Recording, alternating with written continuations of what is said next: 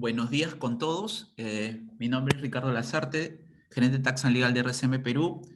Esta es una presentación de RCM Perú, The Power of Being Understood. Vamos el día de hoy a comenzar nuestro webinar de todos los jueves. Primero, una breve reseña sobre nuestra firma. Somos una firma internacional con más de 800 oficinas a nivel mundial, más de 50 años de experiencia en el servicios de BPO, auditoría, tax y todo lo que concierne a consultoría de empresas. Somos sexta a nivel mundial en el ranking de Tax Consulting, BPO y auditoría. Más de 120 países tiene incidencia la firma y tenemos más de 43.000 colaboradores a través de todas las oficinas a nivel mundial. Esta es nuestra firma, RCM Perú.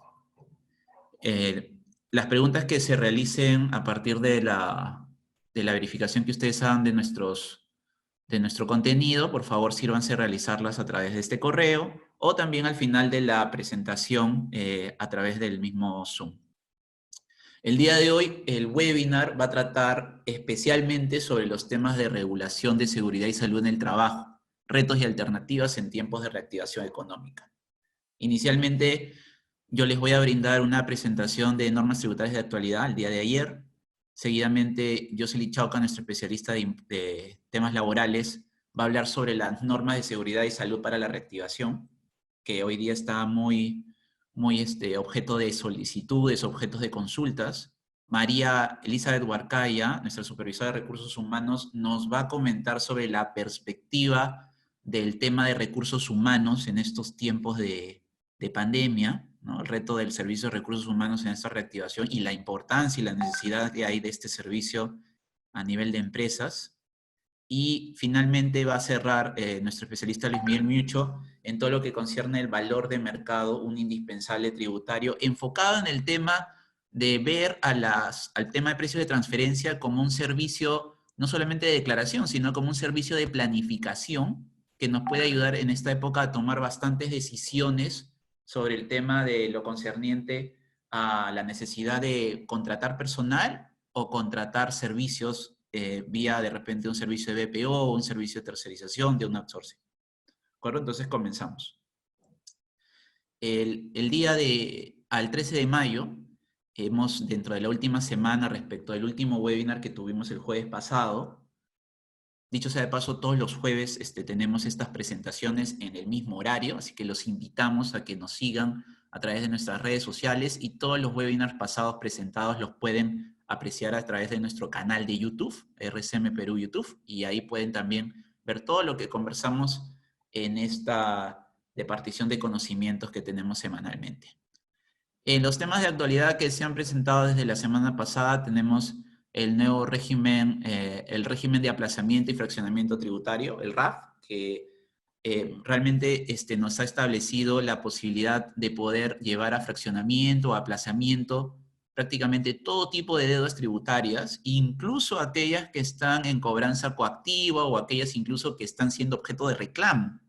Una cosa sorprendente porque antes, de acuerdo al régimen regular, aquellas que eran objeto, tú como contribuyente tenías que elegir o reclamabas la deuda tributaria o la aceptabas y la fraccionabas, pero no podía ser de que la reclamases y luego entrabas a fraccionamiento, no. Pero este nuevo régimen sí. Lo que está procurando este nuevo régimen es que la administración tributaria está fomentando el hecho de que el contribuyente en esta situación económica complicada pueda acogerse a un pago fraccionado de sus deudas tributarias antes de no pagar o antes de repente esperar a que haya un posterior aplazamiento. O sea, realmente la norma es buena para efectos de hacer una evaluación a nivel de liquidez y cumplimientos tributarios.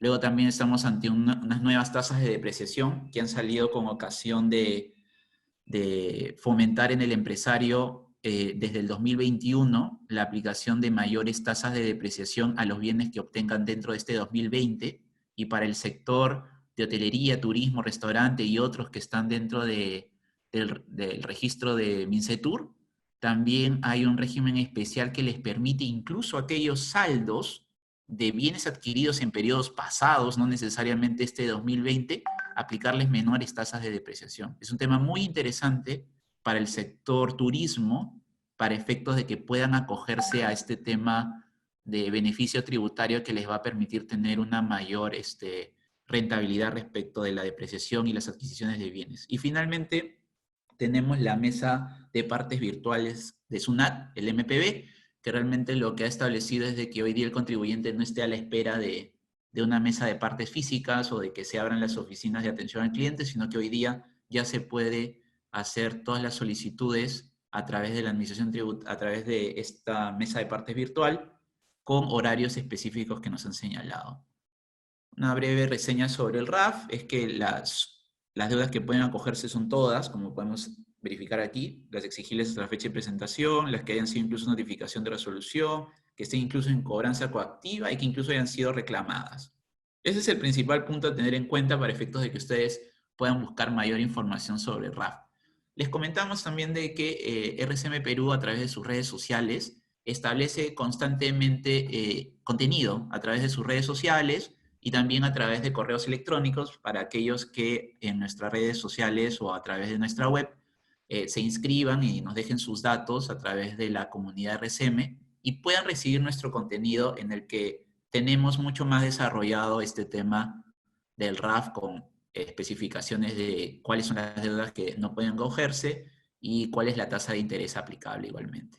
Sobre el tema de las tasas de depreciación que hemos comentado, el sector ordinario, le hemos indicado acá por no decir aquellos que no son sector turismo, es decir, todos los demás, pueden apreciarse de que hay muy interesantes nuevas tasas, que estamos hablando de porcentajes que van incluso de hasta el 20% respecto a edificios y construcciones que, contrastado con el régimen vigente de 5%, es muy alentador para poder recuperar la inversión en 5 años desde un punto de vista tributario. Igualmente, podemos ver que se ha duplicado la tasa de depreciación para el tema de equipos de procesamiento de datos, para maquinarias y equipos igualmente, y para el tema de vehículos igualmente ha habido un aumento considerable en las tasas de depreciación.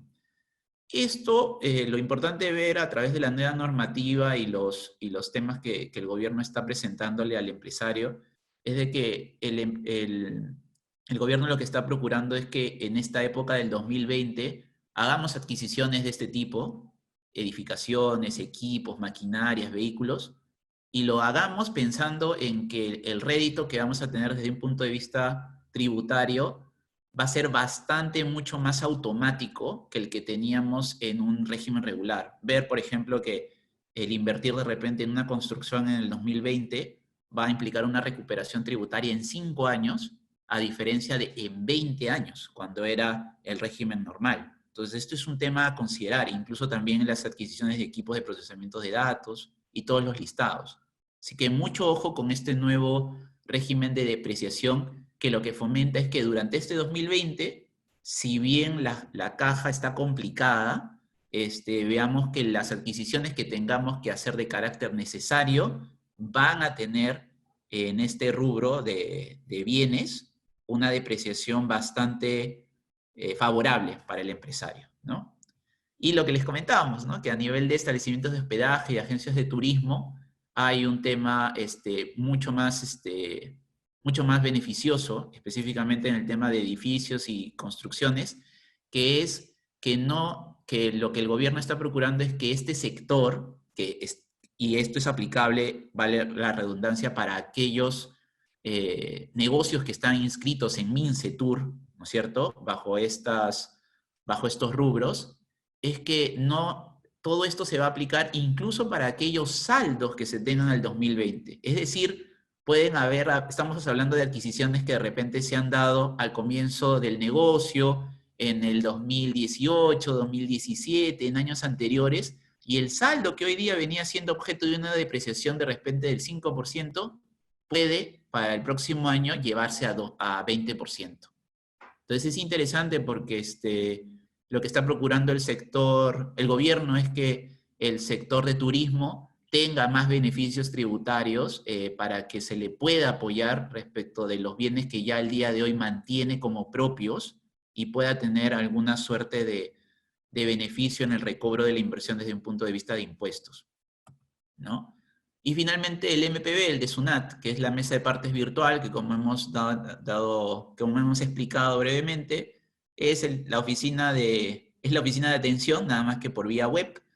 Y lo interesante es de que como obviamente esto va a ser virtual, ya no se va a atender a los horarios de repente de aproximación física, sino que la resolución ha establecido efectivamente cuáles son los horarios en que se va a considerar debidamente presentados los documentos, ¿no? Es así que nosotros tenemos que hasta las 4:30 se entiende que ha sido considerado en el mismo día que hemos cargado los documentos o la comunicación, y cuando pasen de las 4:30, estamos entendiendo de que ya estamos hablando de aquel documento que ha sido presentado al día siguiente, ¿no? Entonces, esto es muy importante tenerlo en cuenta respecto a los cumplimientos de fechas y vencimientos. Y bueno, aquellas presentaciones que se hagan en aquellos días no hábiles, tener en cuenta de que esas presentaciones recién van a ser consideradas al primer día hábil siguiente. Entonces, conclusión, si vamos a usar el MPB, no quiere decir de que tengamos desde las 00 horas del día hasta las 00 horas del día siguiente para considerar que todo eso siempre va a considerarse presentado en ese día. No es que se hayan alargado los horarios. Eso tengámoslo en cuenta porque es muy importante entender de que esta mesa virtual está funcionando casi cual un horario de oficina de una oficina de atención que esté abierta en un periodo regular, abierta al público de manera física, ¿no? Finalmente, nosotros hemos estado recibiendo bastantes consultas sobre el tema de las obligaciones mensuales tributarias vigentes. En anteriores conversaciones vía webinar hemos estado tratando de generar una comunicación fluida y seguida sobre las prórrogas.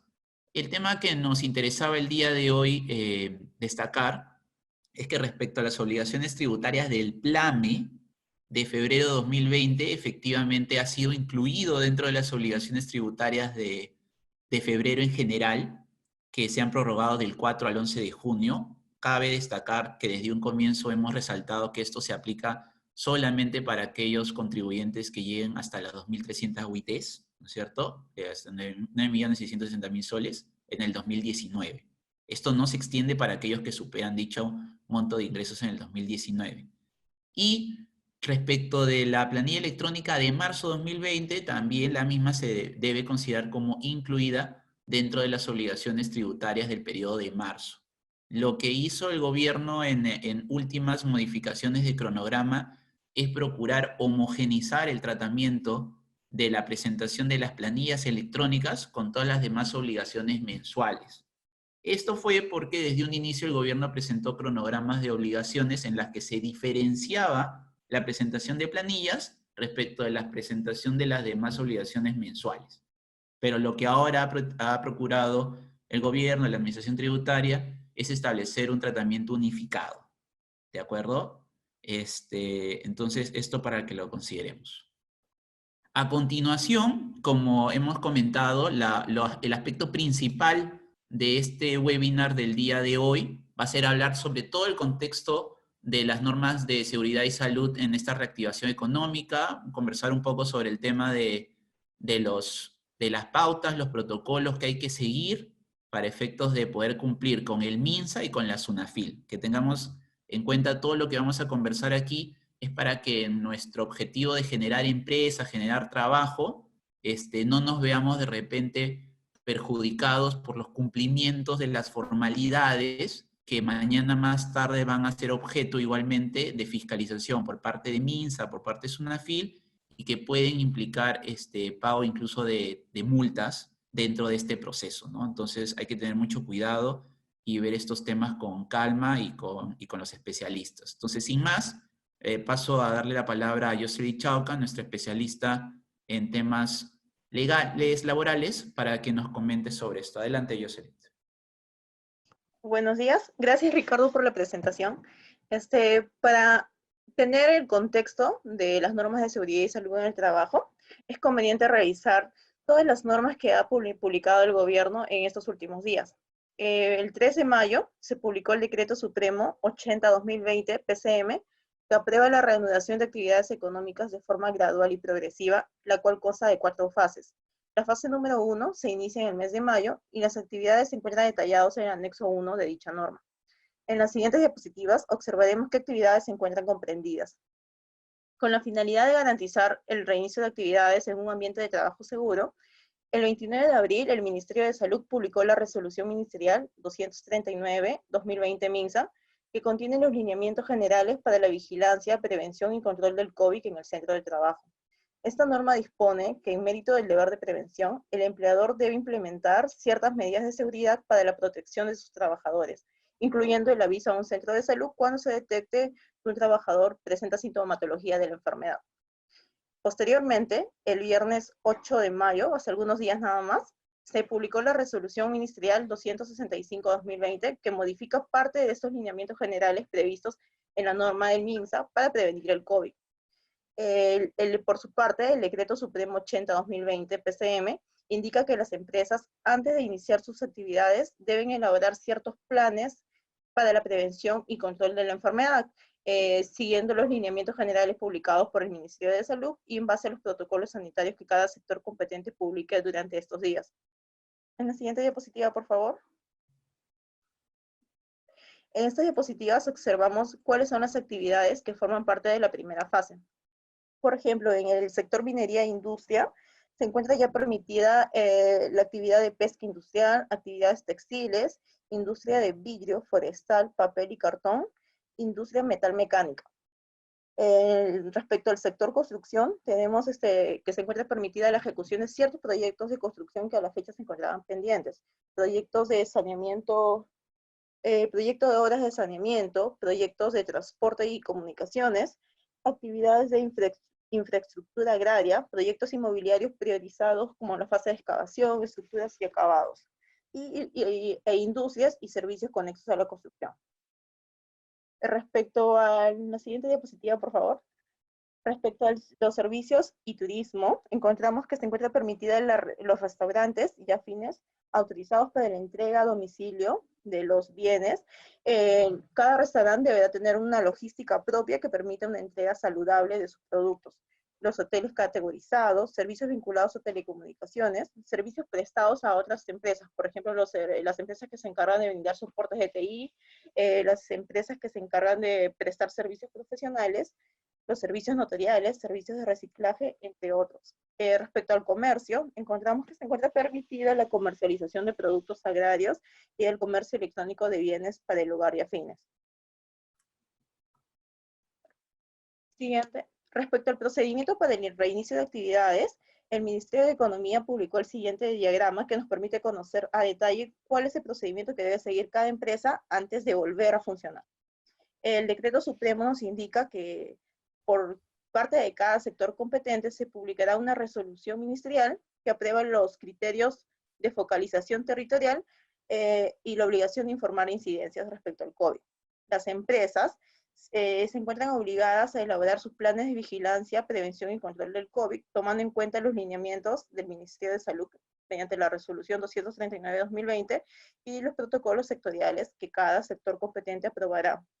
En cuanto al procedimiento, tenemos que la empresa presente el plan de emergencia al sector competente, el sector lo aprueba por correo electrónico o por oficio, luego la empresa se encargará de registrar este plan en el SICOVID, Sistema Integrado del COVID, a cargo del Ministerio de Salud. Con la aprobación y registro de este plan, la empresa comienza a operar. La ejecución del plan y el plan en sí mismo va a ser fiscalizado por diversos sectores como SUNAFIL, SUSALUD, la Superintendencia Nacional de Salud, los gobiernos locales. Asimismo, los sectores competentes de cada actividad tendrán acceso a este sistema a efectos de verificar quiénes se inscriben y poder comunicar inmediatamente a SUNAFIL, a la Autoridad de Salud y a los gobiernos locales aquellos casos en que se percate que alguna empresa se ha inscrito cuando todavía no debía reiniciar labores. Asimismo, los sectores competentes a través del sistema podrán hacer seguimiento acerca de la supervisión de las normas de seguridad y salud en el trabajo. Esto está muy claro, Yoselit, te agradezco mucho. Está súper esquematizado y creo que es un tema que se ha venido difundiendo a través de los pasados días. Hoy día es muy importante comentar que muchas empresas que se consideran en la fase 1 están con todo el tema de implementar su plan con rapidez, a efectos de luego apurarse en el registro a nivel del SICOVID, pero justamente en este tema del registro hay todo un aspecto que no está necesariamente fusionando la plataforma, ¿cierto? Yo sí, de repente lo vas a tratar luego, pero resulta Sí, importante para aquellos que están viendo todo este flujograma puedan entender el contexto actual.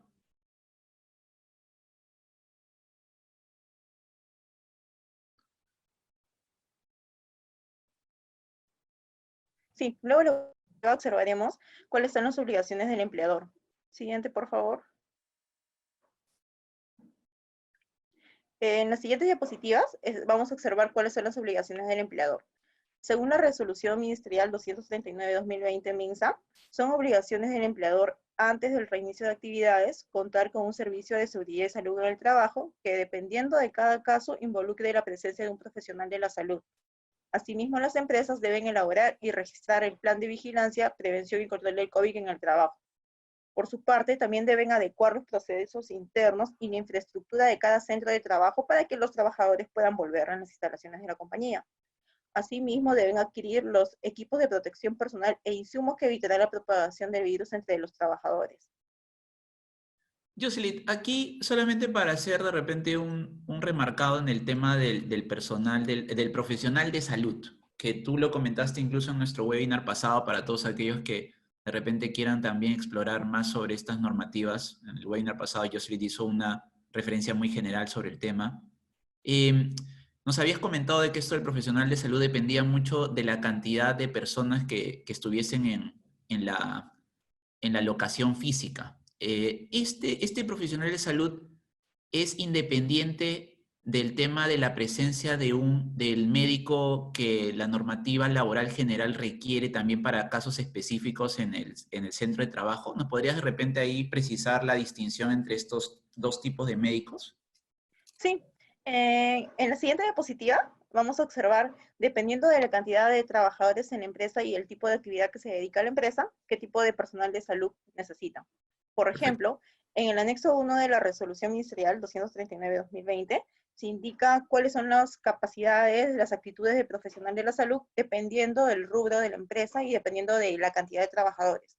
Por ejemplo, en empresas con menos de 20 trabajadores, solamente el empleador es el encargado de gestionar el sistema de seguridad y salud. Con empresas de más de 20 trabajadores, se necesita adicionalmente una licenciada en enfermería. Y con empresas de más de 100 a 500 trabajadores, se necesita un médico ocupacional. Eh, También hay alguna distinción respecto al rubro de la empresa. Cuando la empresa se encuentre dentro de actividades de riesgo, se necesita, se necesita contar con la presencia de una licenciada de enfermería si es que la empresa tiene hasta 20 trabajadores. Si tiene más de 20, ya se siguen los parámetros de esa resolución. Contar con un médico ocupacional, con ciertas capacidades. Por ejemplo, en la diapositiva que sigue, tenemos cuáles son el perfil del médico ocupacional o el profesional de la salud. La norma precisa cuáles son las características y actitudes que debe contar este profesional de la salud. Por ejemplo, en el caso de empresas que tienen menos de 20 trabajadores y que realizan actividades no consideradas de riesgo, el empleador puede solicitar la consultoría de un profesional con especialidad en salud ocupacional o puede requerir apoyo al Centro de Prevención de Riesgos de Trabajo de Salud. Tratándose de empresas que tienen más de 20 trabajadores, en los cuales se hace necesaria la presencia de una enfermera, se indica que la enfermera tiene que tener entrenamiento de salud ocupacional. La jornada de trabajo de la enfermera debe ser de 36 horas semanales o 150 horas mensuales como máximo. En empresas más grandes se requiere de un médico que tiene que ser especialista en medicina ocupacional o medicina del trabajo. O si no, ser un magíster o egresado de la maestría de salud ocupacional. Esto de actividades de tipo 5, o sea, empresas con más de 500 trabajadores. Empresas de 100 a 500 trabajadores, se requiere que el médico tenga al menos un diplomado en salud ocupacional. Su jornada de trabajo será de 18 horas semanales o hasta 36 horas semanales, dependiendo de la cantidad de trabajadores. En caso de la empresa tenga más de 500 trabajadores, se va a requerir un profesional médico adicional. Esto es muy interesante. Para todos los que nos están escuchando, como bien yo sí está destacando, hay una diversidad de tipos de médicos que se están especificando en la normativa de acuerdo a la cantidad de trabajadores que se desea ejecuten función en esta época de cuarentena. Y de repente destacar el hecho de que si antes había una normativa vinculada con el médico ocupacional, porque todos recordarán que desde siempre ha visto, corrígeme si me equivoco, Jocelyn, una normativa general para el tema del médico ocupacional en oficinas, mucho antes de este tema de la cuarentena. Hoy día ya los términos de médico ocupacional, profesional de salud, profesional de enfermería, son tres conceptos que involucran características distintas, ya especificadas en normativa y que atienden a la consideración de la cantidad de personas que se planea tener en un lugar, en un mismo lugar físico, ¿no? Esto lo decimos porque estas características de cada uno de estos profesionales obviamente va a implicar un costo muy diferente para el empleador y para la proyección de gastos de contratación que tendría que hacer por el perfil del médico o de la profesional de enfermería o del médico ocupacional, que estamos hablando de un grado de magíster, que definitivamente conviene considerar para planificar cuántas son las personas que se van a necesariamente requerir en oficina y sobre esa base de repente también hacer una planificación de no exceder los límites que muy bien Jocelyn está presentando para poder manejar mejor ese costo. ¿Qué opinas tú, Jocelyn? Sí, en la siguiente diapositiva, por ejemplo, tenemos un caso práctico que nos permite verificar quién es el profesional de salud competente. Por ejemplo, tenemos una empresa que tiene distintas sedes, una sede principal de 30 trabajadores, una sede central con 10, sede norte con 10 trabajadores y una sede sur con 5 trabajadores. En total, en la nómina tenemos 55 personas. La empresa se dedica, en este caso, a la fabricación de productos textiles, lo cual está permitida según la fase 1. Entonces, tenemos que sumar la cantidad de trabajadores en la planilla o en la nómina de la empresa y en base a esta información determinaremos quién es el personal competente. La norma señala que cuando se trata de 21 hasta 100 trabajadores se debe contar con un enfermero o una licenciada en enfermería, cuya jornada de trabajo será no menor de 36 horas semanales o 150 horas mensuales. En caso haya más trabajadores, más de 100, como se indicó, necesitamos de un profesional en enfermería adicional. En este caso, ya que son 55 trabajadores, no es tan relevante el tipo de actividad que se dedica a la empresa. En cambio, si fuera una empresa de 20 trabajadores, ahí sí tenemos que tener en cuenta cuál es el rubro de la empresa, porque si son actividades riesgosas, independientemente del número, si es una empresa de 10 trabajadores, necesitamos contar con un profesional de la salud. Perfecto, clarísimo. Ahora, Jocelyn, una consulta. En este tema de las sedes, por ejemplo, tú lo que estás considerando, solamente para tenerlo claro, es una sede específica o considerando todas las sedes en general No, que puede tener la oficina. se suma el personal de todas las sedes, o sea, se suma el personal que está en la planilla, el total.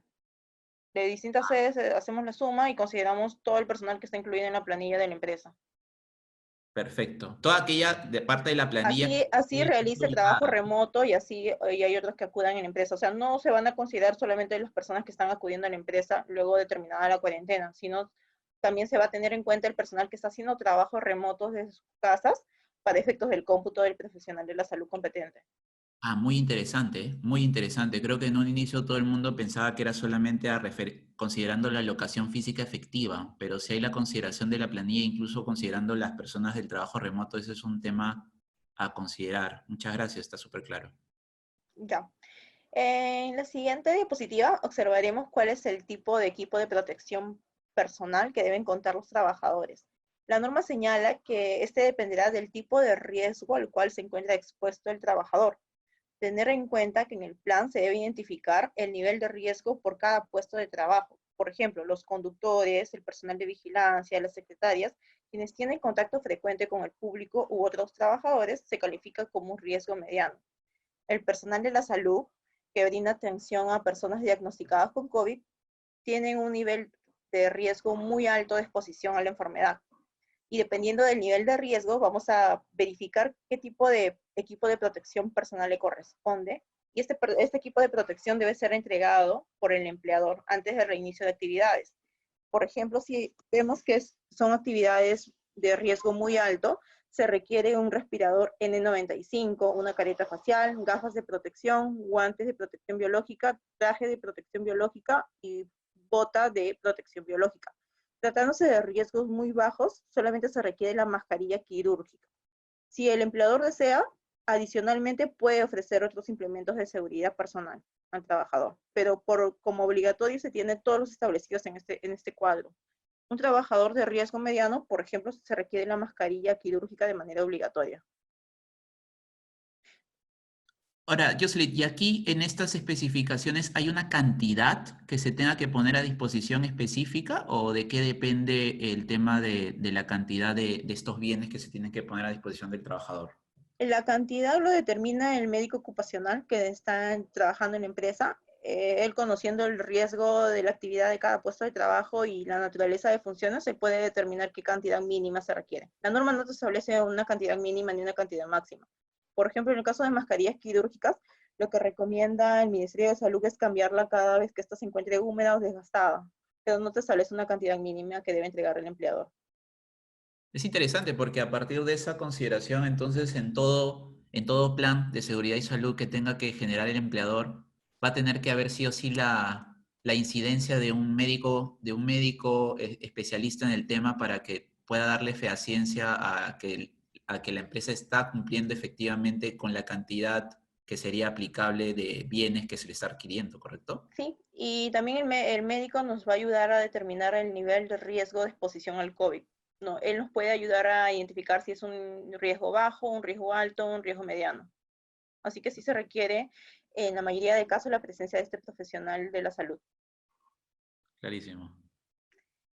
Respecto a los lineamientos generales, como les comenté, para la elaboración del plan se debe tener en cuenta los lineamientos generales regulados por la Resolución Ministerial 239-2020 del MINSA, que establece 7 lineamientos generales. El primero, el lineamiento de limpieza y desinfección de los centros de trabajo, lo cual incluye todos los ambientes de trabajo, superficies, aplica herramientas, equipos, útiles de oficina, vehículos, en el cual se debe también especificar la metodología y los procedimientos adecuados de limpieza. El lineamiento 2 trata sobre la evaluación de la condición de salud del trabajador previo al regreso o retorno al centro de trabajo. Este está a cargo del profesional de la salud a través de la aplicación a cada trabajador de la ficha de sintomatología, debe tomar la temperatura y aplica ciertas pruebas de ser necesario. Todas estas medidas permitirán conocer si el personal está apto o no para volver al centro de trabajo. El lineamiento 3 más o menos trata de acerca de lavado y desinfección de manos obligatorio. Cada empresa está obligada a poner a disposición de los trabajadores los insumos necesarios para la desinfección de manos, así como también jabones, lavaderos, papel, toalla, alcohol, gel y otros insumos necesarios. Lineamiento 4 establece la sensibilización de la prevención del contagio en el centro de trabajo. Para ello, el empleador capacitará al personal sobre la información relevante del COVID, habilita los medios de comunicación para responder las inquietudes de los trabajadores y educa sobre la forma de prevenir la estigmatización de los trabajadores contagiados.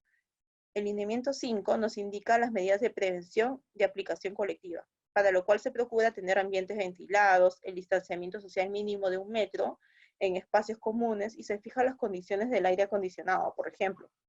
También promueve que las reuniones sean virtuales y en la medida de lo posible, solo en caso sea necesario se permitirán las reuniones físicas en las instalaciones de la empresa, pero contando con los implementos de seguridad. El lineamiento 6 nos indica acerca de las medidas de protección personal. Nos detalla cuáles son los equipos de protección personal y cuál es el correcto uso para los trabajadores. También la norma nos indica las consideraciones para el regreso y reincorporación del trabajo. Todos estos lineamientos van a ser desarrollados en las siguientes diapositivas, a cargo de María Huarcaya. A manera de resumen, el plan de vigilancia, para el plan de vigilancia debemos tener en cuenta que aplica tanto para los empleadores, trabajadores, practicantes, visitas y proveedores.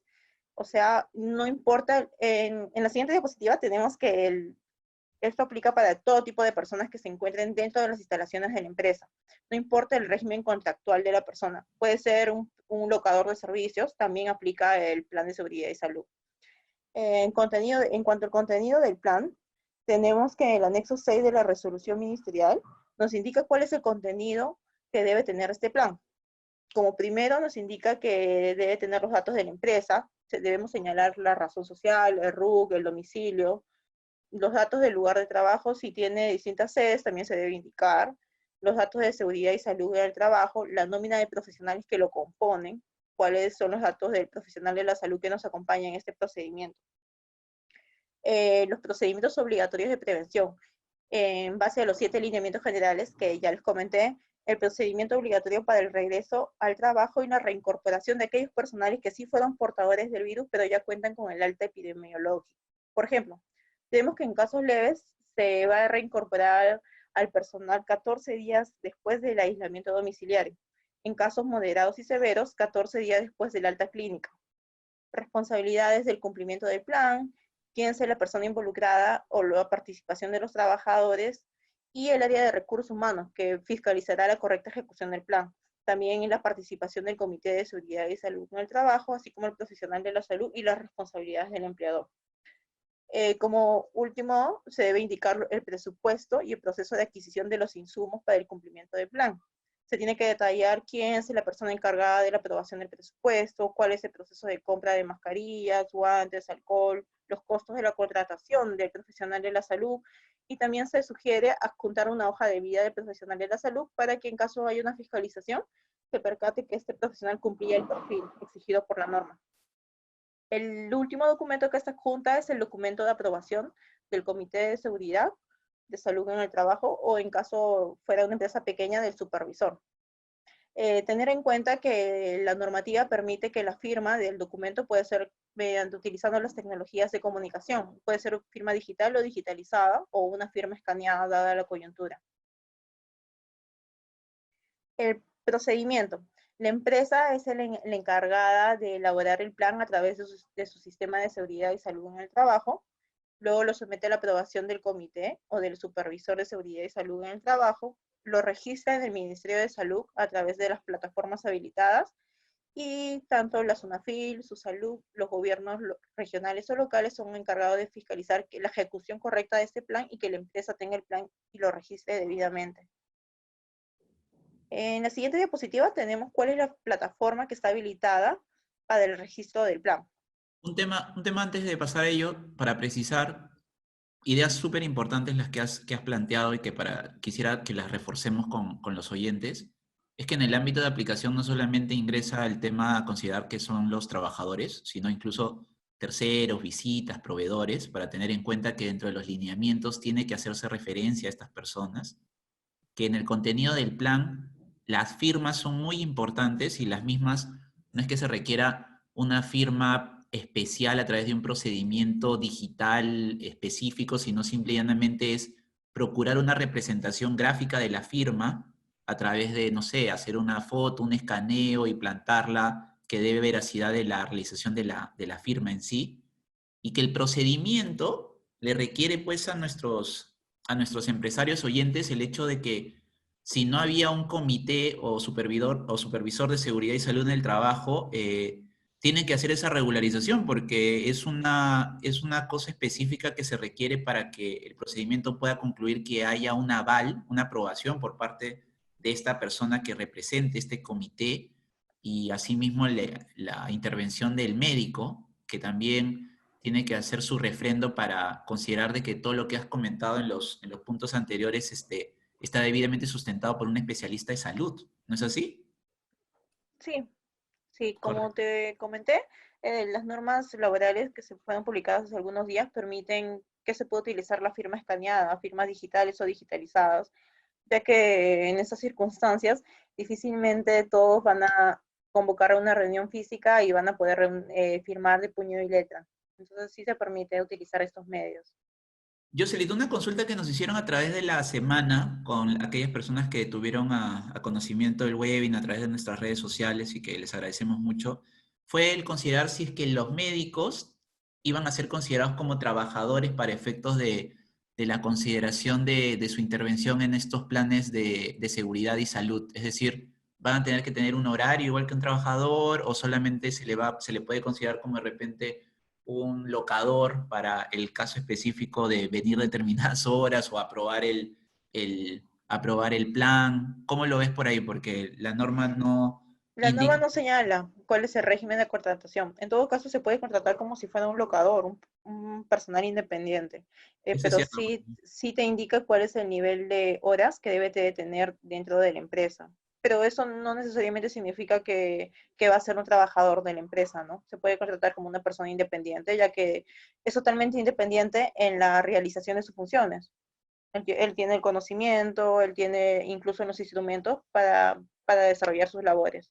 No, además que consideremos, y creo que es válido el punto, es que en esta época, pues, los doctores también están en escasez, en el sentido de que si nosotros pretendemos hacer una contratación exclusiva del médico, que eso es lo que involucraría un ámbito de contratación laboral, estaríamos de repente limitándolo en cuanto a atender de repente a otras empresas y otras atenciones. Entonces, creo que el sentido de la norma debe ser de que sea contratado como un especialista, como un asesor con específico tiempo para Sí, realizar labores. Sí, la correcto. norma te indica cuál es la máxima cantidad de horas que debe estar presente la empresa. Si incluso la empresa puede fijar tiempos mínimos a lo establecido por la norma. Esta es la plataforma Sistema Integrado Perfecto. del COVID que les comentaba. A través de esta se registrarán los planes. Por lo pronto, la plataforma existe, pero está habilitada para otro tipo de registro de información. Todavía no se permite registrar el plan, lo cual esperamos que se dé en los próximos días. Por el momento, las empresas que reiniciarán actividades deben remitir su plan al MINSA a través de su mesa de partes virtual a través del siguiente link, mesadepartesvirtual@minsa.gov.p. Interesante. Lo que estábamos durante estos días que nuestros clientes estaban atendiendo a las redes sociales, nos comentaban era de que habían bastantes problemas en el tema del registro, porque la plataforma estaba, pero a algunos les pedía usuario, contraseña.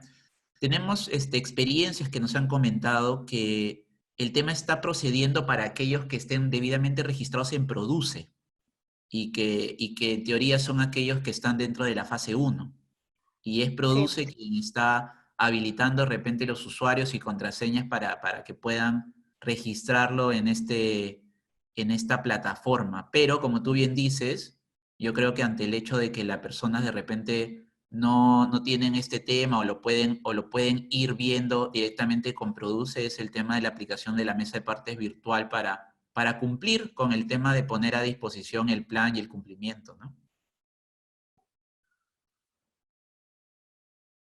sí, es correcto.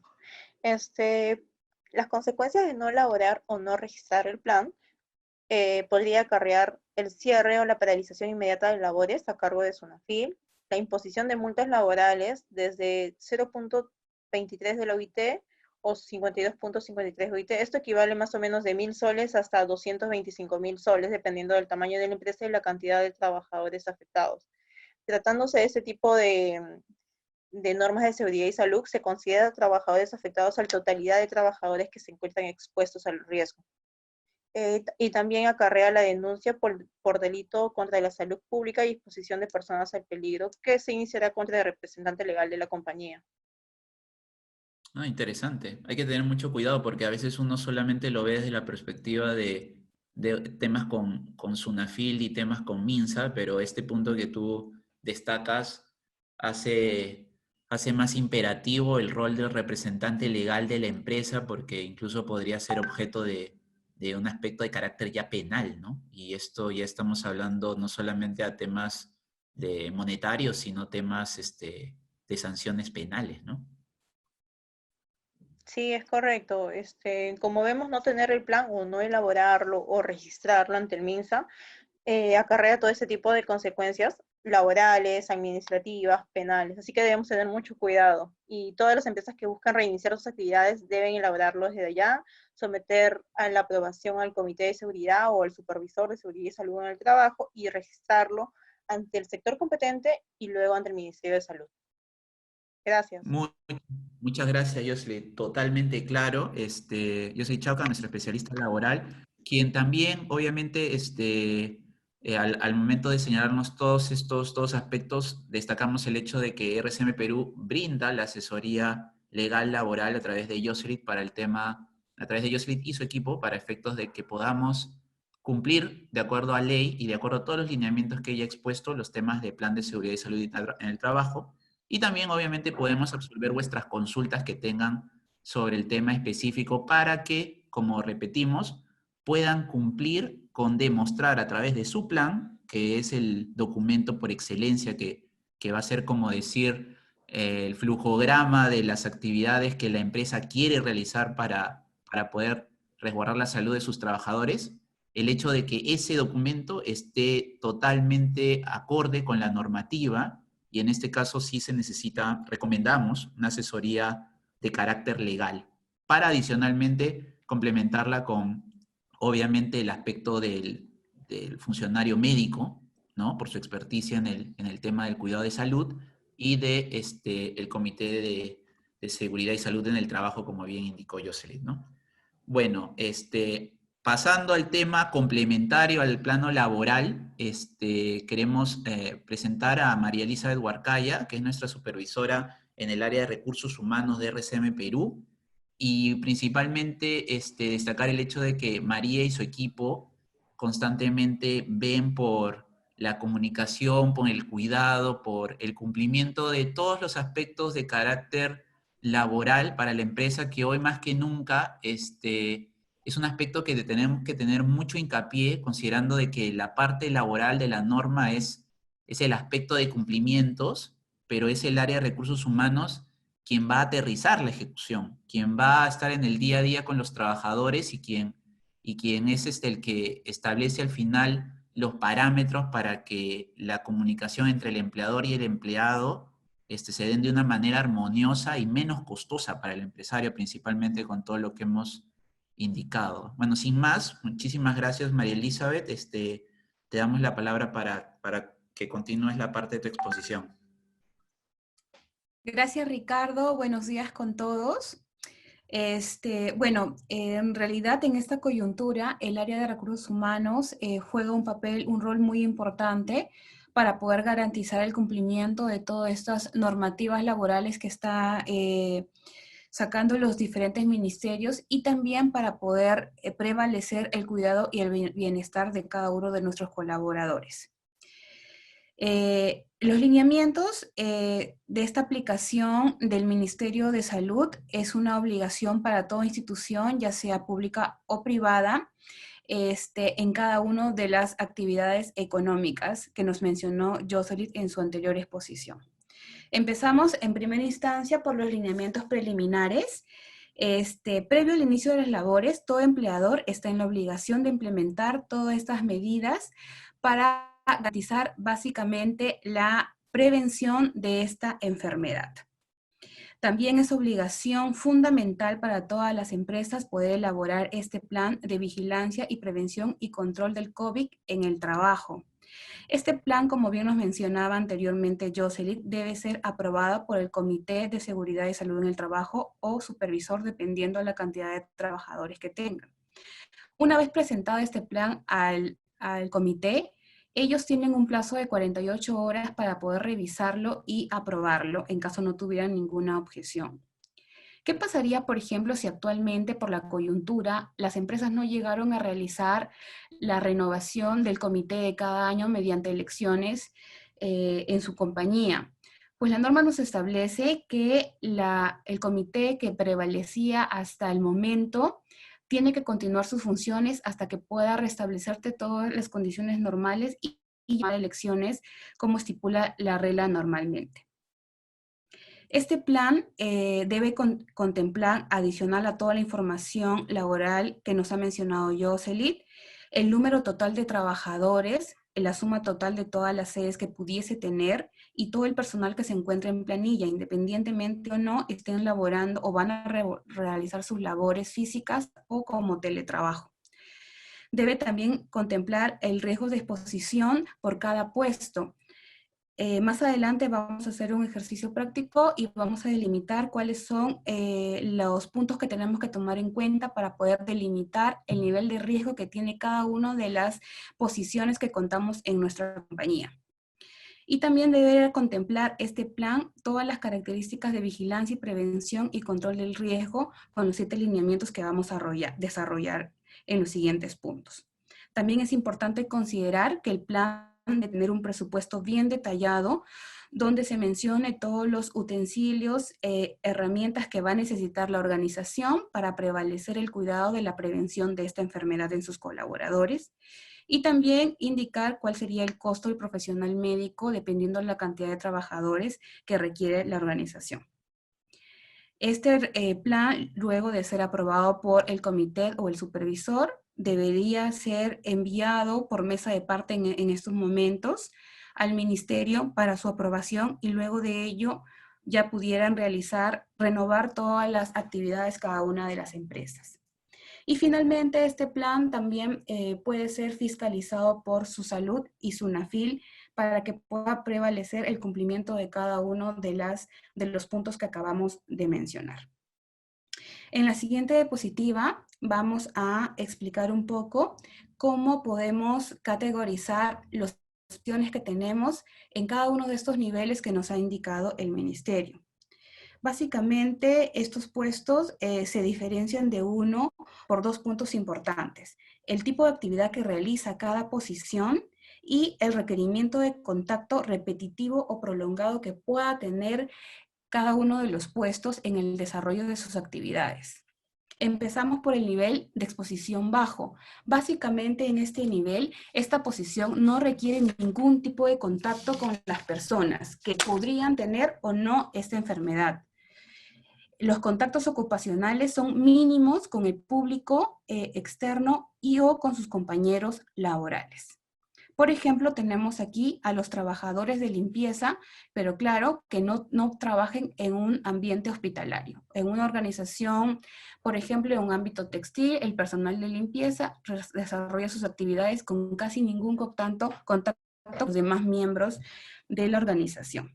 Por ejemplo, tenemos al gerente general, que básicamente tiene muy poco contacto con los demás. El asistente de facturación, el auxiliar de almacén, por ejemplo, el jefe de sistemas. Estas posiciones podrían ser considerados en este nivel de bajo riesgo de exposición. En el nivel mediano se requiere un contacto frecuente y cercano con las personas que puedan o no estar infectados. Por ejemplo, lo que vemos diariamente en las calles, los policías y las Fuerzas Armadas que prestan este servicio por el control, el cuidado de las personas. También tenemos acá, por ejemplo, a los vigilantes, a las personas que ocupan el puesto de recepción en las organizaciones, que básicamente reciben a los proveedores, reciben a los visitantes. Ahora que ha tomado mucha fuerza el tema de los trabajadores de delivery, son aquellas posiciones que tienen mucho contacto con personal externo, personal interno, que no sabemos si tienen o no este tipo de enfermedades. En el siguiente nivel, los trabajadores de alto riesgo son aquellos que tienen una potencial exposición a los sospechosos del coronavirus, ¿no? Por ejemplo, acá tenemos a los trabajadores de salud básicamente, pero que no tienen contacto directo con un personal diagnosticado ya con esta enfermedad. Por ejemplo, también tenemos a los trabajadores de las funerarias, que si bien es cierto, trabajan con los cuerpos que pudieran haber estado afectados y hubieran fallecido por este tipo de enfermedades. También tenemos a los trabajadores de las ambulancias que trasladan este tipo de personas que pudiesen estar sintiendo estos síntomas de esta enfermedad, a los trabajadores de limpieza del área COVID, por ejemplo, que si bien no tienen un contacto directo, pero están en el ambiente donde se desarrolla, donde están estas personas. En el nivel muy alto están todos aquellos trabajadores con contactos directos ya con casos COVID diagnosticados. Básicamente acá tenemos al personal médico que atienden directamente a estos pacientes o aquellos trabajadores, por ejemplo, de la morgue que tienen que realizar algún tipo de análisis, de exámenes a estos cuerpos que hayan fallecido por este tipo de enfermedad. Entonces, es básicamente que el área de recursos humanos junto al médico ocupacional puedan establecer estas diferencias y hacer un adecuado delimitación de las posiciones, porque básicamente en esta delimitación se va a implementar una serie de lineamientos que vamos a tratar a continuación, dependiendo al nivel de contagio que pudiesen tener cada posición de nuestra organización. En la siguiente diapositiva vamos María, a empezar. excelente. Sí. Más bien, solamente quería complementar algo ahí y preguntarte. ¿Esto quiere decir de que las empresas, esto tienen que plasmarlo en su plan de seguridad y salud, para que quede claro, pero ¿tiene que necesariamente todo el personal estar en rango bajo, en rango mediano, en rango alto, en rango muy alto? ¿O se entiende que como realmente la mayoría de empresas no son de repente de carácter del sector salud, solamente requerirían de repente tener sus trabajadores en distinción de bajo y mediano, que de repente es lo que oscilaría la mayoría de empresas? ¿Cómo lo ves? Correcto, Ricardo. La mayoría de las empresas van a tener posiciones en el nivel bajo y mediano de exposición de riesgo y solamente tienen que ser delimitados todos los puestos que esa empresa, esa organización tiene con cada uno de los colaboradores que lo representan, ¿no? Perfecto, clarísimo. Ujú. Este, vamos a empezar a poder describir cada uno de los 7 lineamientos que tiene que contemplar este plan y su desarrollo del mismo. En el primer lineamiento tenemos la desinfección de los centros de trabajo. Básicamente en este punto se establece el lavado y desinfección de manos, la limpieza de los ambientes exteriores que tiene que ser desde el ámbito de mobiliarios, herramientas, equipos, útiles de escritorios y los vehículos dependiendo de la actividad que realicen. Estas tienen que ser desinfectados según el procedimiento adecuado y la metodología establecida. Se debe verificar el cumplimiento de este lineamiento previo al inicio de las actividades. Y también tenemos que tener en cuenta que en el plan debe estar registrado la frecuencia con que se realice ese tipo de limpieza a los ambientes. Si bien es cierto, en esta coyuntura tenemos que tener mucho más frecuencia de limpieza y desinfección que se hacía antes de entrar en esta pandemia, ¿no? Se requieren también las medidas de protección y capacitación para el personal que realiza este tipo de limpieza, porque estas son las personas que van a garantizar que todas estas superficies de los inmobiliarios de la organización estén libres de cualquier contaminación.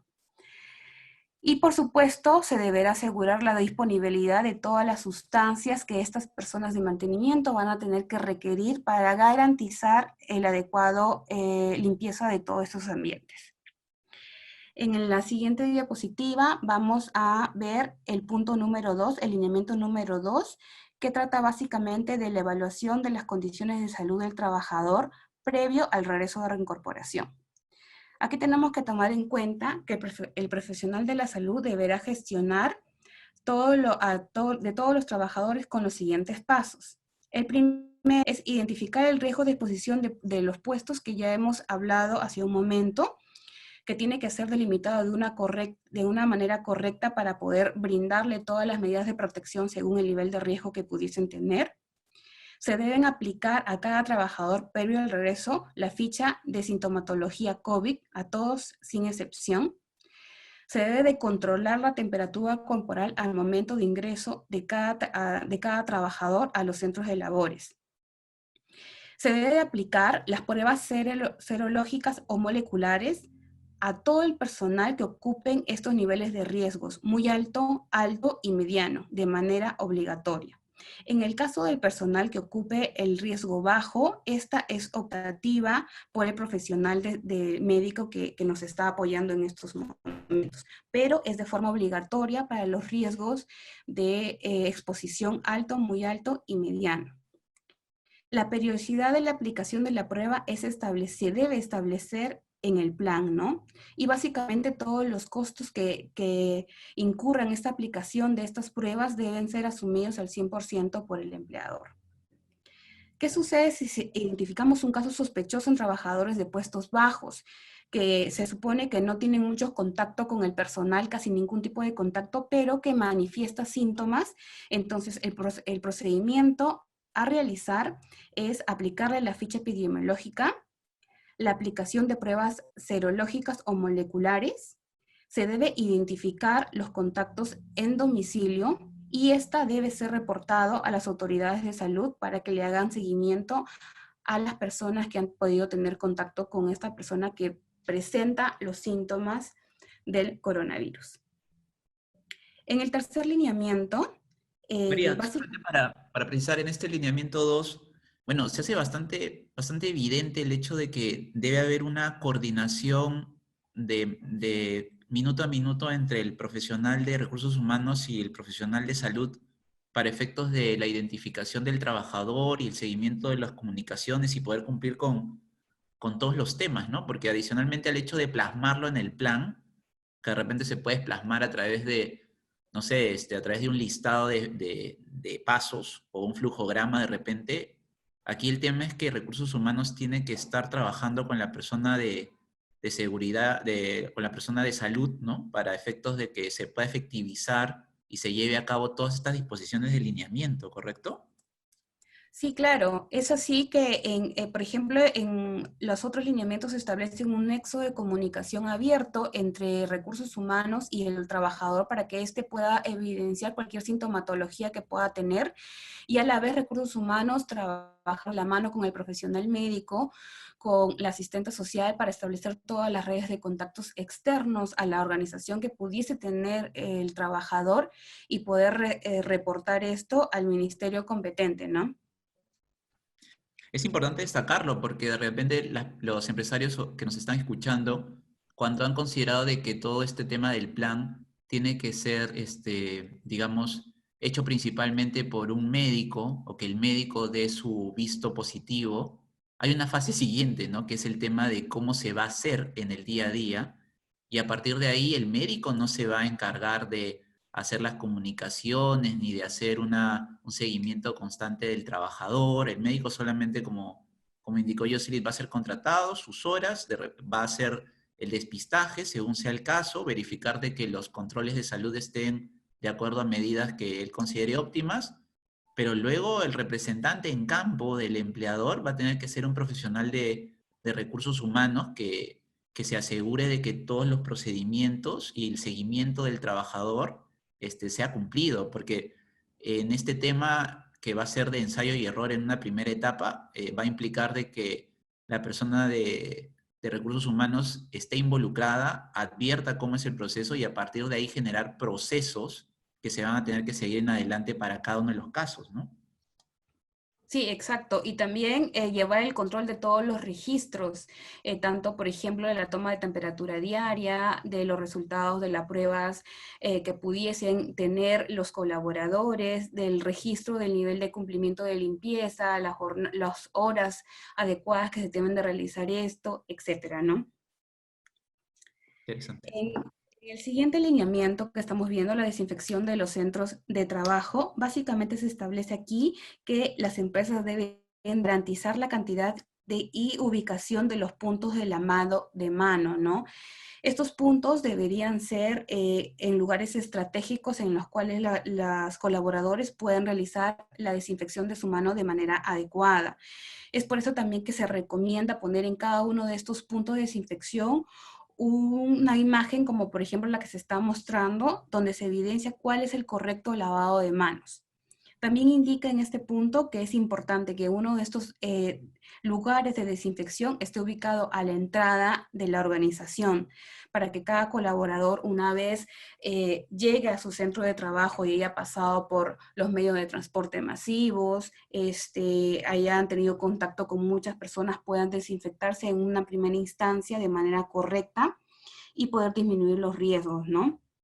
También es importante y recomendar que estos lavados de mano podrían hacerse con mecanismos automáticos que nos permita tener la menos contacto con las manijas, por ejemplo, de las llaves de caño, ¿no? Se recomienda poder cambiarlas por estas que son sensoriales para evitar ese tipo de contagios. En el siguiente lineamiento, el lineamiento 4, se detalla básicamente de la sensibilización de la prevención del contagio en el centro de trabajo. Básicamente este lineamiento nos habla de que tenemos que tener una capacitación constante en todo nuestro personal, desde el punto de vista, desde la información básica del coronavirus, los síntomas, cómo se contagia, cómo se transmite, la exposición y la importancia del lavado de manos que acabamos de mencionar, cómo toser y estornudar de una manera adecuada. Todas estas capacitaciones se recomiendan que sea de manera virtual. una sensibilización importante para los colaboradores, puedan adquirir la importancia de poder comunicar a tiempo si es que pudiesen sentir cualquier tipo de las sintomatologías de esta enfermedad para poder prevenir lo antes posible, ¿no? Y educar permanentemente en medidas de prevención para evitar el contagio dentro de los centros de trabajo. ¿Cómo podemos comunicar estos puntos? Como les comentaba hace un momento, toda capacitación se recomienda que sea de manera virtual. Podemos usar los centros redes sociales internas que pudiesen tener las organizaciones, los periódicos murales, afiches, correos internos, etcétera, que nos permita poder propagar esta información por todos los medios y que al colaborador les quede sumamente claro cuál es la importancia de la prevención. En el siguiente lineamiento, en el número 5, María, tenemos... para de repente destacar el hecho de la comunicación virtual, que en verdad es creo que, por ejemplo, a través de este medio que nosotros estamos utilizando para difundir un contenido de información, también podría ser empleado de repente por el empleador para sus empleados. Enfatizar el hecho de que todo lo que se genere, el área de recursos humanos se va a encargar de ver, además del control de asistencia, el tema de llevar el registro de la realización de esto, ¿no? Porque no olvidemos que estamos en una época en la que todo este plan, que inicialmente va a estar plasmado, su ejecución va a tener que ser debidamente documentada. A veces cuando nosotros atendemos a comunicaciones virtuales, dejamos de lado el hecho de la probanza posterior, ¿no? Y comentar que nunca está de más que hoy día todas estas plataformas virtuales pueden dar la opción de grabaciones, como por ejemplo lo estamos haciendo en este momento para que todos puedan acudir al RCM Perú YouTube cuando terminemos la exposición y puedan escuchar toda la presentación que se ha hecho y repasar los puntos que hemos comentado. Entonces, en este caso, recursos humanos sería las personas idóneas y con conocimiento de cada uno del personal, del registro de trabajadores, que se encargará de que haya un control de que cada uno de los trabajadores hayan recibido efectivamente y se pueda posteriormente avalar que cada persona declara haber recibido esta información, ¿no? Sí, perfecto. Es muy interesante lo que nos mencionas, Ricardo, porque aparte de poder difundir todo este tipo de capacitaciones, es importante tener el registro adecuado de cada uno de los participantes, las evidencias, porque también es importante mencionar que este plan está sujeto a una fiscalización. Si es que pudiese llegar, por ejemplo, es una FIL, te va a pedir cuáles son los materiales que tú has difundido, cuáles son a las personas que les ha llegado, por qué medios los has compartido, etcétera. Entonces es importantísimo guardar todas estas evidencias y tener un control de la asistencia y participación de nuestros colaboradores. En la siguiente diapositiva vamos a tener el lineamiento número 5, que son las medidas preventivas de aplicación. Básicamente aquí nos establece la implementación considerando los siguientes puntos, ¿no? Los ambientes adecuadamente ventilados. Aquí se recomienda una renovación cíclica del aire acondicionado, mantener abiertas las ventanas en el caso lo pudiesen tener para que el aire pueda circular de una manera adecuada. Tener un distanciamiento social entre los compañeros de trabajo, no menor a un metro entre cada uno de ellos. Establecer también que el uso de las mascarillas es obligatorio para todo el personal en toda la jornada laboral que tienen que desarrollar. Si los centros de trabajo, por ejemplo, cuentan con ascensores, comedores, cafeterías, etcétera, se deberá mantener el distanciamiento social que se menciona y en respetar los turnos, porque recursos humanos también debe intervenir en este tipo de ambientes comunes en los cuales los colaboradores tienen que estar, por ejemplo, almorzando, elaborar un plan de turnos donde todos no puedan salir a la misma vez, sino puedan respetar el distanciamiento y podamos tener un adecuado orden. También se debe de prevalecer el mantenimiento de las barreras físicas para aquellas posiciones que tienen mucho contacto con los trabajadores externos. Por ejemplo, unas recepcionistas. Habría que colocar, aparte de sus mascarillas, aparte de los guantes, unas mamparas, por ejemplo, que también forme como una barra de distanciamiento entre el colaborador y algún visitante que pudiese tener, ¿no? Por ejemplo, en los casos de los campamentos se deberá mantener el distanciamiento de las camas no menor a 1,5 metros de distancia. También es importante poder ver el tema del inicio de la jornada laboral, ya que se debe evitar la aglomeración al inicio y la salida del trabajo. Varias empresas están optando por cambiar las jornadas de trabajo en varios grupos. Por ejemplo, un grupo a las 8 de la mañana, el siguiente grupo a las 8:30 de la mañana, para poder evitar esta aglomeración a la hora de inicio. Y también recordemos que tiene que haber un centro de lavado en el ingreso del centro de trabajo y poder evitar este tipo de aglomeración. También es importante establecer cómo vamos a desechar todos los utensilios que puede tener un alto grado de contaminación, como por ejemplo las mascarillas, los guantes, el EPP, los colaboradores que lo pudieran usar. Acá nos recomiendan tener un ambiente específico donde podemos guardar todos los desechos con bolsas herméticamente cerradas para poder desecharlos, disminuyendo el nivel de contagio que pudiesen tener. En la siguiente diapositiva está la medida, el lineamiento, número 6, que son las medidas de prevención, de protección del personal. Básicamente en este lineamiento el empleador asegura la disponibilidad de todos los equipos de protección del personal que debería usar. Necesitamos considerar aquí a todos los, como nos mencionaba Jocelyn, dependiendo del grado de contacto que pudiese tener, de riesgo que pudiese tener cada posición, mascarillas, guantes, botas, todo ese tipo de implementos tiene que estar asumidos al 100% por el empleador y poner a la disposición a los colaboradores. Y por último, el último lineamiento tenemos la vigilancia de la salud del trabajador en el contexto COVID.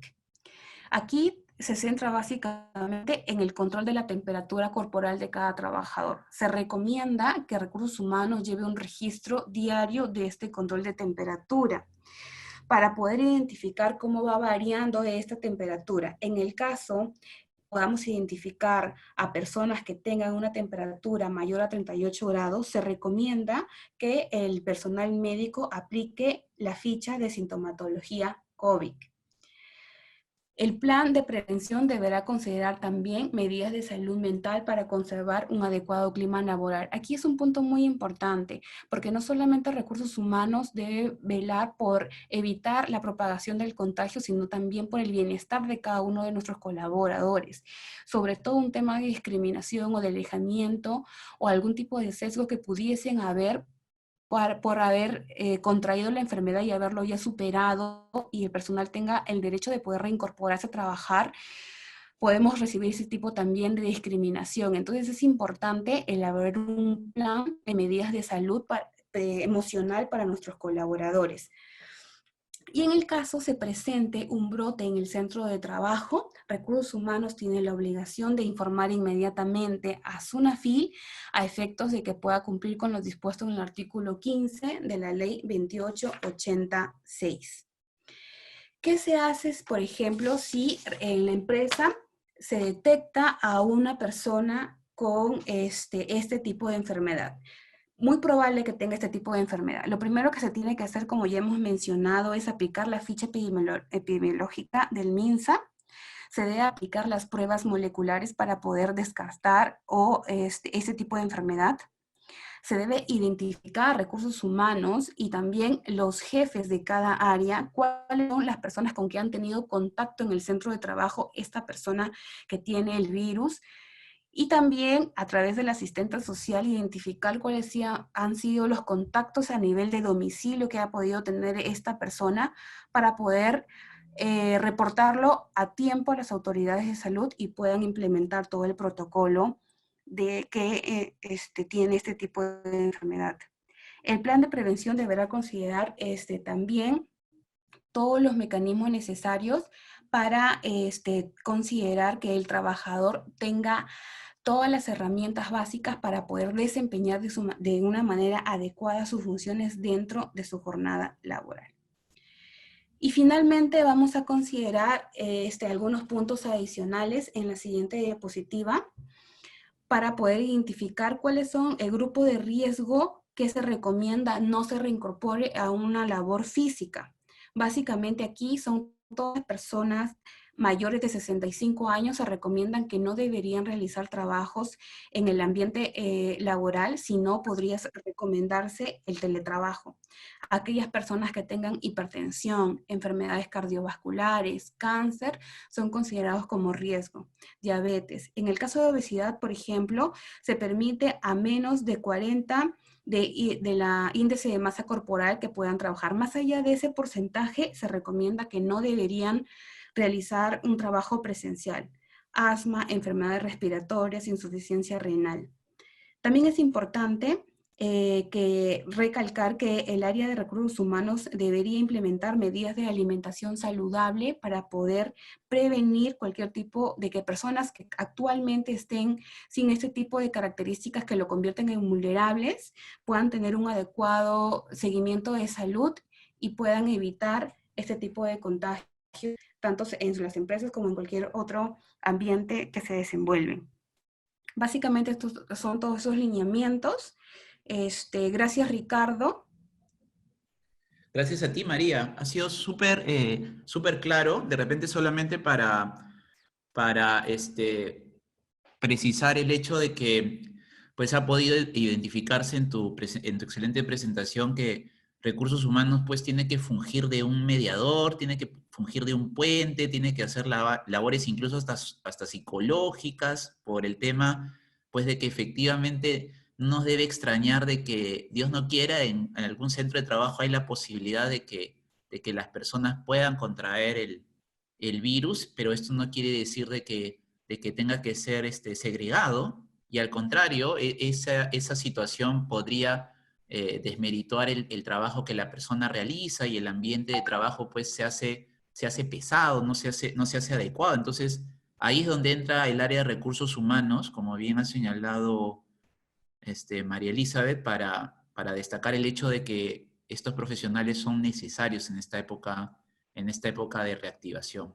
Es más, incluso para aquellos que no tengan visto el tema de volver hoy a oficinas, recursos humanos es un área que tiene que estar presente en la concientización de todos sus trabajadores el día de hoy, por el solo hecho de que incluso a nivel del teletrabajo que se va realizando, es de cara a que eventualmente pueda haber un retorno o de cara a que eventualmente estemos listos ante cualquier situación vinculada con este virus. Entonces, recursos humanos desde ya se encarga de hacer la concientización, lineamientos.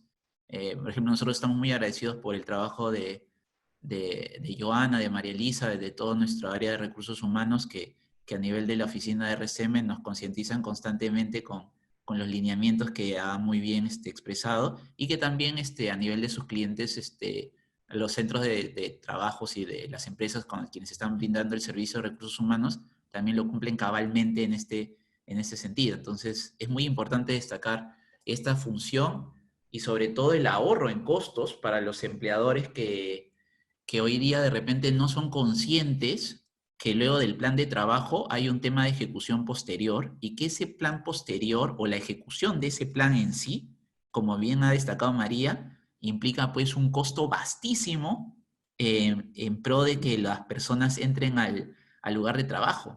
Creo que como idea general es lo que podríamos concluir es que si la empresa necesita, primero tiene que hacer un análisis de si necesita llevar personal a los centros de labores, ¿no es cierto?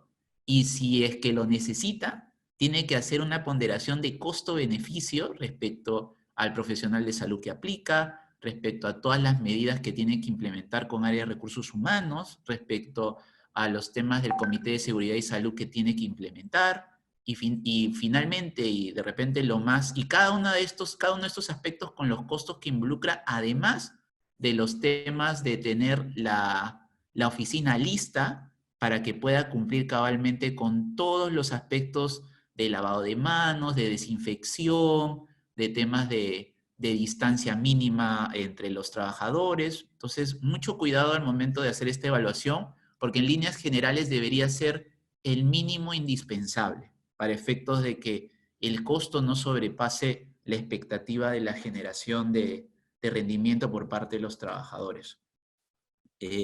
Para concluir, realmente nuestros temas han dado para bastante. El día de hoy habíamos programado el hecho de también hablar un poco sobre el tema de precios de transferencia indicado como aquella alternativa que como hemos podido ver a través de la presentación de Jocelyn y de María Elizabeth, el costo pues hoy día de la empleabilidad es bastante alto. Es una realidad y el costo de implementar la oficina también es bastante alto. Entonces, hoy día pues los servicios de outsourcing, los de tercerización, ya lo hemos comentado en alguna presentación anterior, aparecen como una alternativa bastante interesante para ponderar precios y para ponderar rendimiento, ¿no? Entonces, nuestro especialista, Luis Miguel Miucho, encargado del área de precios de transferencia de nuestra oficina, nos va a comentar sobre este tema. Yo creo, y lo dejo también a ponderación de Luis Miguel, que dada la hora podríamos de repente hacer una brevísima reseña con cargo a presentarlo a mayor detalle en la próxima semana. Pero no queremos dejar de lado el hecho de que en el plan de este webinar ya lo habíamos presentado como un punto a tratar, y para que ustedes puedan tener el contenido completo, Luis Miguel puede hacer una breve reseña en estos momentos. Luis Miguel, entonces lo dejo a tu consideración. Adelante, por favor. Sí, buenas tardes con todo. Muchas gracias, Ricardo. Tal como indica Ricardo, se nos pasó un poco porque hubo una abundante información que recibir, y solamente para indicarles que íbamos a hacer una introducción sobre cómo es que los precios de transferencia pueden inyectar liquidez y también minimizar costos, y también, dado que estamos próximos a las declaraciones de precio de transferencia, explicar un poquito más sobre el análisis que se realiza y cómo es que el valor de mercado es muy importante para las contingencias y para llevar muy bien las operaciones entre partes vinculadas, para que luego no tengan problemas con la administración tributaria, ¿no? Entonces, yo creo que todos estos temas son muy importantes para las empresas, para su eficiencia, para la correcta tributación, y me parece que en el próximo jueves podríamos ampliarlo y podríamos explicar un poco más sobre estos temas. Perfecto, yo también opino lo mismo. Creo que en todo caso la importancia de estas diapositivas que ya teníamos preparadas para poder expresar era, uno, que para todos aquellos que están escuchándonos en este momento, el tema de ver al servicio de BPO o al servicio de outsourcing como una alternativa genera un rendimiento muy interesante a considerar frente a de repente el pago de una planilla de trabajadores, para efectos de trabajos complementarios, como por ejemplo el llevar el tema de contabilidad, llevar el tema de planillas, el tema de recursos humanos, por ejemplo, como María Elisa, del tema de la asesoría legal, como por ejemplo Jocelyn. Todo eso podría ser de repente tercerizado o establecido a través de un prestador de servicios, ¿no es cierto? Para, obviamente, dependiendo de las necesidades, y las empresas de repente solamente quedar con uno o dos personas que sean los conectores con estos prestadores de servicios, ¿no?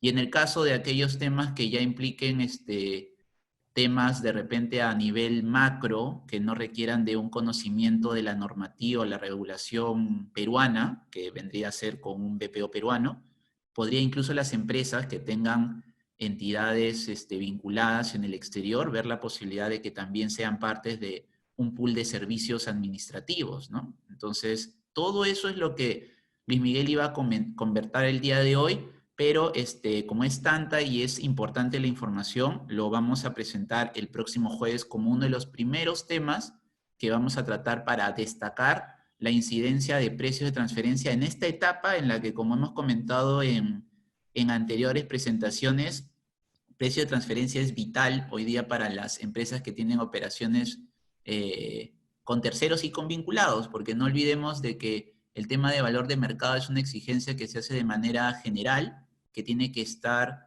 por lo menos prevista al momento de planificar el impacto de los precios de transferencia en las declaraciones juradas anuales, que muchos de los que nos están escuchando están difiriéndola hasta junio en atención a la prórroga que ha brindado el gobierno para la presentación de la DJ 2019.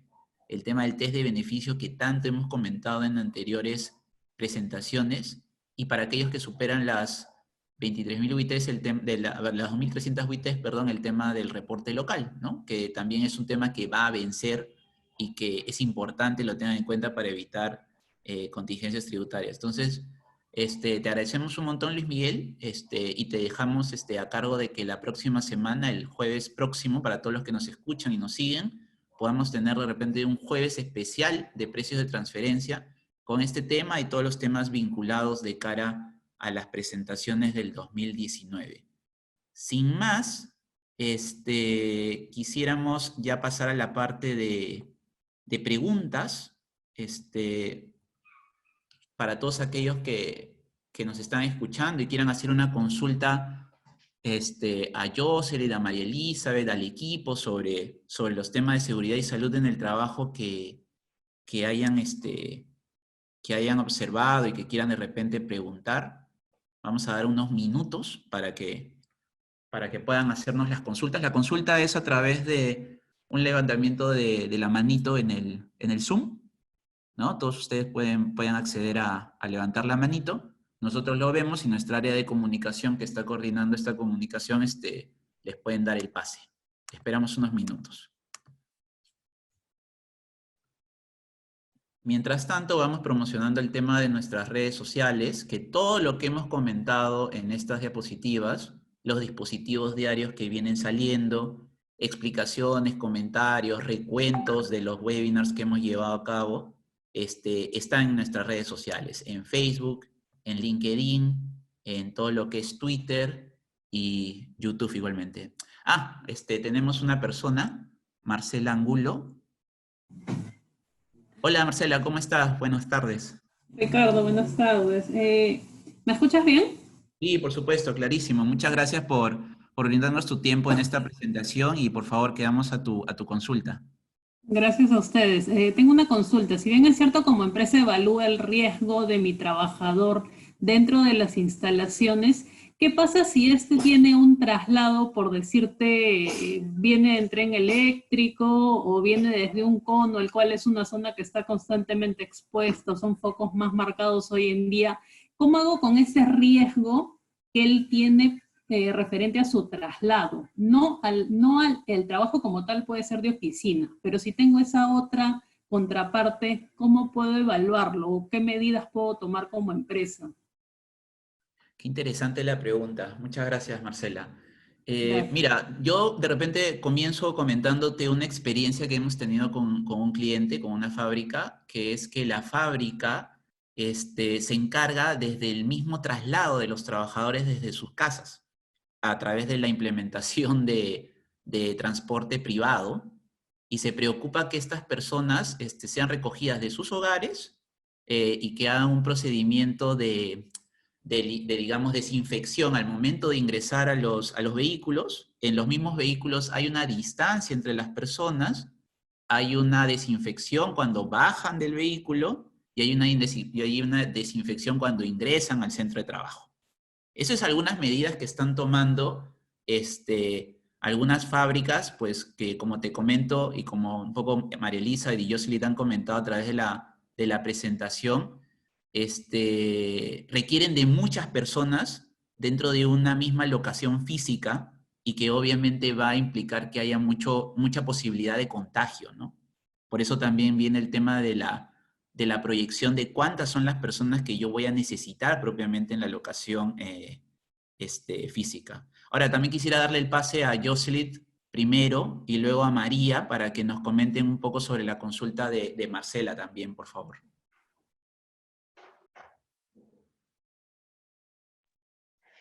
Marcela, ¿qué tal? Buenas tardes ya. Como indica Ricardo, algunas empresas están habilitando medios de transporte para que los trabajadores sean recogidos a una distancia cercana a su domicilio y puedan llegar a la empresa y evitar de esta manera el contagio también. Recordemos que los trabajadores que tienen que movilizarse para el desempeño de sus funciones, por ejemplo, los vendedores de la empresa, ellos están catalogados como de riesgo mediano, ya que se encuentran expuestos a tener contacto frecuente con público en general, incluso con otros colaboradores de la compañía. No sé si María nos puede ampliar algo sobre el tema. Sí, gracias. Bueno, en realidad el transporte del personal desde su domicilio al centro de trabajo es el punto más riesgoso que pueda tener una compañía, pero se recomienda que los colaboradores pueden usar medios de transportes formales que tienen un protocolo de cuidado ya establecido. Por ejemplo, el Metro de Lima, que ellos ya tienen sus puntos establecidos de cómo disminuir este problema de infección. Y también es importante que al momento de ingreso a los centros de trabajo contemos con los mecanismos necesarios para poder desinfectarnos. Un lavado de mano adecuado, el uso de utensilios que proporciona la empresa correctas para ese tipo de nivel de riesgo, etcétera.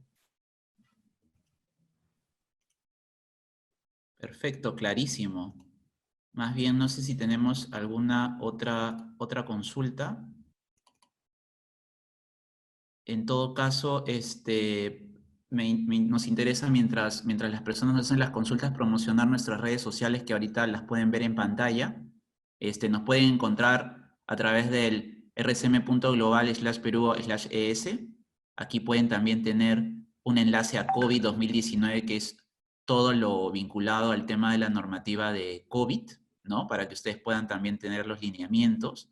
Los invitamos a que se suscriban a Comunidad RCM, donde es que van a poder, al suscribirse, recibir nuestras invitaciones a webinar, también estar recibiendo nuestros boletines informativos, que a todas las personas que conforman la comunidad les llega día a día con la normativa que va saliendo y también con el acceso a nuestros informativos, nuestras redes sociales para que ustedes puedan ver nuestras infografías y todo lo que vamos promoviendo a través de estas etapas, nuestro RCM LinkedIn también para efectos de que puedan ver los posts, y en el RCM Perú YouTube también pueden ver todos los que son nuestros webinars pasados que están en un archivo para conocimiento y disposición libre de todas las personas que requieran involucrarse.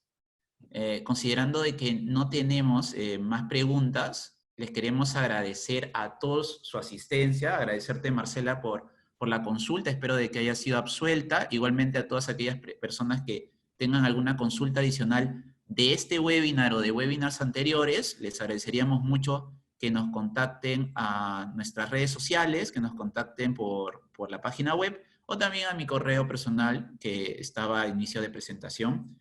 Bueno, eso ha sido todo. RCM Perú, The Power of Being Understood, cumple con el día de hoy haber terminado el webinar del jueves 14 de mayo. Y los invitamos desde ya para el próximo jueves, nuestra presentación especial de precios de transferencia, considerando su importante incidencia en estas épocas de pandemia para una mejor eficiencia económica en muchos aspectos. Los invitamos y nos vemos el próximo jueves si Dios quiere. Muchas gracias.